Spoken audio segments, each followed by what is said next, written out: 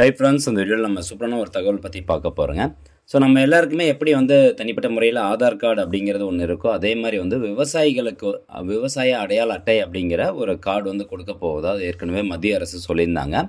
So மத்திய அரசினுடைய அறிவுறுத்தலின்படி இப்போது ஒவ்வொரு மாநில அரசும் பார்த்திங்கன்னா அந்தந்த மாநிலத்தில் எத்தனை விவசாயிகள் இருக்காங்க அவங்களுடைய டீட்டெயில்ஸ் எல்லாமே வெரிஃபிகேஷன் பண்ணிகிட்டு இருக்காங்க. ஸோ அந்த வகையில் தமிழ்நாட்டில் இப்போ பார்த்திங்கன்னா அனைத்து மாவட்டங்களிலும் சிறப்பு முகாம் நடத்துகிறாங்க.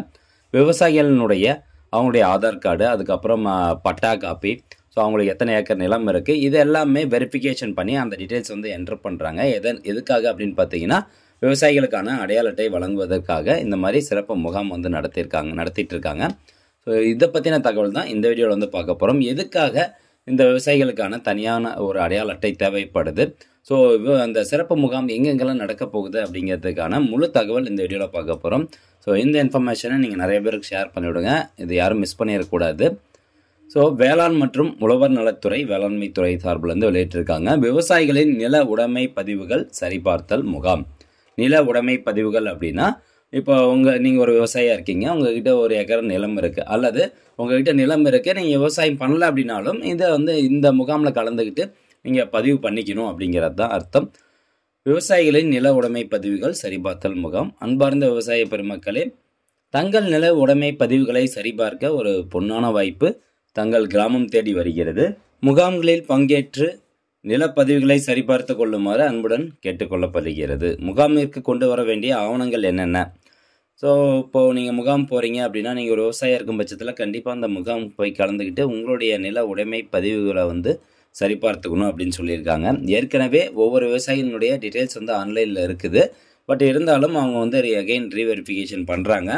ஸோ நீங்கள் முகாம் போகும்போது எந்த மாதிரியான ஆவணங்கள்லாம் எடுத்துகிட்டு போகணும்னு பார்த்தீங்கன்னா உங்களுடைய ஆதார் கார்டு, நிலப்பட்டா, ஆதார் எண்ணுடன் இணைக்கப்பட்டுள்ள கைபேசி, மொபைல் நம்பர் எடுத்துகிட்டு போகணும். அப்போ தான் அவங்க சரி பார்க்க முடியும்.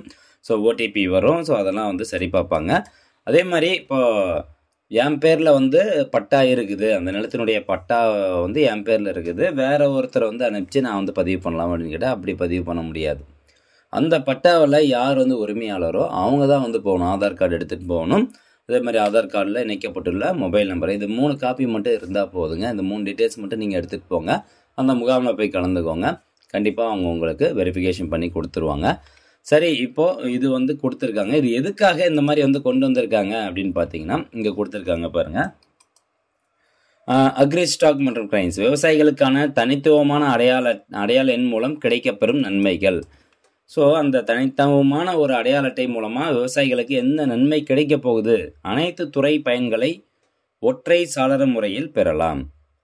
ஒவ்வொரு முறை விண்ணப்பிக்கும் போது ஆவணங்கள் சமர்ப்பிக்க வேண்டியதில்லை. இப்போ பயிர் காப்பீடாக இருக்கட்டும், இல்லை வேறு எதுனா ஒரு மானியத்துக்காக நீங்கள் அப்ளை பண்ணுறீங்க, விவசாய கடனுக்காக நீங்கள் அப்ளை பண்ணீங்க அப்படின்னா ஒவ்வொரு டைமும் நம்மளுடைய ஆவணத்தை கொடுத்துட்டே இருக்கணும் அவசியம் கிடையாது. எப்படி நம்ம ஆதார் கார்டு கொடுத்து நம்ம வெரிஃபிகேஷன் பண்ணிக்கிறோம், நம்ம ஐடென்டிட்டி எப்படி வெரிஃபிகேஷன் பண்ணிக்கிறோமோ அதே மாதிரி இது விவசாயிகளுக்கான ஒரு அடையாள அட்டை. அந்த அடையாள எண் கொடுத்தீங்கன்னா போதும், வெரிஃபிகேஷன் ஈஸியாகிடும். அரசின் நன்மைகள் சரியான பயனாளிகளுக்கு சென்றடைவதை உறுதிப்படுத்த முடியும். கூட்டுறவு மற்றும் தேசிய மயமாக்கப்பட்ட வங்கிகளில் எளிய முறையில் பயிர்க்கடன் பெறும் வசதி உருவாக்கப்படும். ஆதார் எண் அடிப்படையில் விவசாயிகளின் வங்கி கணக்கிற்கு நேரடி பண பரிமாற்றம் செய்யப்படும். ஆதார் எண் அடிப்படையில், ஏன்னா ஆதார் எண் பேஸ் பண்ணி தான் இந்த ஒரு நம்பர் விவசாயிகளுக்கான அடையாள எண் கொடுக்க போகிறாங்க. அப்படி இருக்கப்போ ஆதார் கார்டில் எந்த பேங்க் அக்கௌண்ட்டு சீட் ஆகிருக்கு, அதாவது எந்த பேங்க் அக்கௌண்ட் லிங்க் ஆகிருக்கோ அந்த பேங்க் அக்கௌண்ட்டுக்கு அந்த டைரக்ட் பெனிஃபிட் ட்ரான்ஸ்ஃபர் மூலமாக பணம் அனுப்பப்படும் அப்படிங்கிறத சொல்லியிருக்காங்க. ஸோ இதெல்லாம் நன்மைகள் அப்படின்னு சொல்கிறாங்க. ஸோ இது கட்டாயமாக பதிவு பண்ணி ஆகணுமான்னா பதிவு பண்ணி வச்சுக்கிறது நல்லது. ஸோ கட்டாயம்தான் நீங்கள் கண்டிப்பாக ரீவெரிஃபிகேஷன் பண்ணிக்கணும். விவசாயிகளின் நில உடைமைகள் பதிவு சரிபார்த்தல் சம்மந்தமாக வேறு ஒரு தகவல் இருக்குது பாருங்கள். அரசின் நலத்திட்டங்கள் அனைத்தும் முறையாக விவசாயிகளுக்கு சென்றடைவதை உறுதி செய்யும் பொருட்டு தமிழ்நாடு அரசு வேளாண் அடுக்ககம் மற்றும் கிரைன்ஸ் திட்டத்தை அறிமுகப்படுத்தியுள்ளது. ஒன்றிய வேளாண் அமைச்சகத்தின் வழிகாட்டு நெறிமுறையின்படி மாநிலம் முழுவதும் இத்திட்டம் செயல்படுத்தப்பட உள்ளது.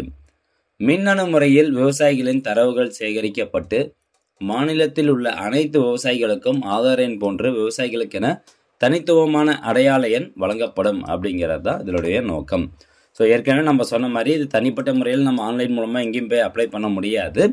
ஸோ அந்தந்த கிராமத்தில் வந்து பார்த்திங்கன்னா இதுக்கான வெரிஃபிகேஷன் முகாம் வந்து நடத்துகிறாங்க.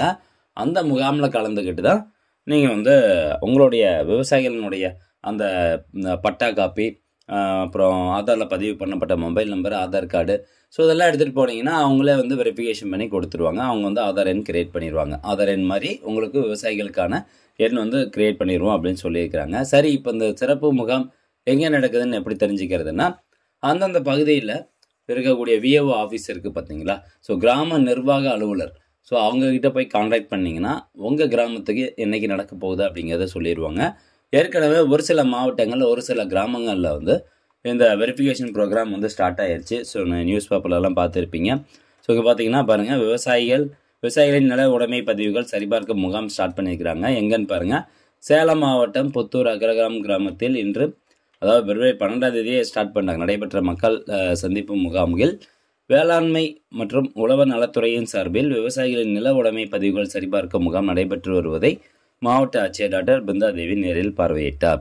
ஸோ ஏற்கனவே ஒரு சில இடங்களில் வந்து ஸ்டார்ட் பண்ணிட்டாங்க. ஸோ நீங்கள் ஒரு விவசாயம் இருக்கும் பட்சத்தில் இன்னும் அந்த முகாம் பற்றின ஒரு விழிப்புணர்வு இல்லை, அல்லது இந்த முகாம் எங்கே நடக்குது அப்படிங்கிறது எனக்கு தெரியல அப்படின்னு நினச்சிங்கன்னா, நீங்கள் டைரெக்டாக எங்கேயும் போகாதீங்க. டைரெக்டாக வந்து அந்த பகுதியில் இருக்கக்கூடிய நியூஸ் பேப்பர் பாருங்கள். அப்படி இல்லைன்னா நேரடியாக விஏஓ ஆஃபீஸ் போங்க, கிராம நிர்வாக அலுவலர்கிட்ட போய் கேளுங்க, எங்களுடைய கிராம பகுதிக்கு எப்போ வந்து இந்த ப்ரோக்ராம் நடக்க போகுது, எப்போ இந்த சரிபார்க்கும் முகாம் வந்து நடக்க போகுது அப்படின்னு கேட்டிங்கன்னா அவங்க சொல்லிடுவாங்க. ஸோ அந்த தேதியில் நீங்கள் போய் கலந்துக்கிட்டு உங்களுடைய டீட்டெயில்ஸ்லாம் எடுத்துகிட்டு போனீங்கன்னா அவங்க வெரிஃபிகேஷன் பண்ணிட்டு ஆன்லைனில் ஏற்றி வச்சுருவாங்க. ஓகே ஃப்ரெண்ட்ஸ், கண்டிப்பாக இந்த தகவல் உங்களுக்கு 100% பயனுள்ளதாக இருக்கும் அப்படின்னு நினைக்கிறேன். இந்த தகவல் நீங்கள் முடிஞ்சவங்க நிறைய பேருக்கு ஷேர் பண்ணி விடுங்க. இதெல்லாம் யாரும் மிஸ் பண்ணக்கூடாது. மீண்டும் அடுத்த ஒரு நல்ல பதிவில் சந்திக்கலாம். நன்றி, வணக்கம்.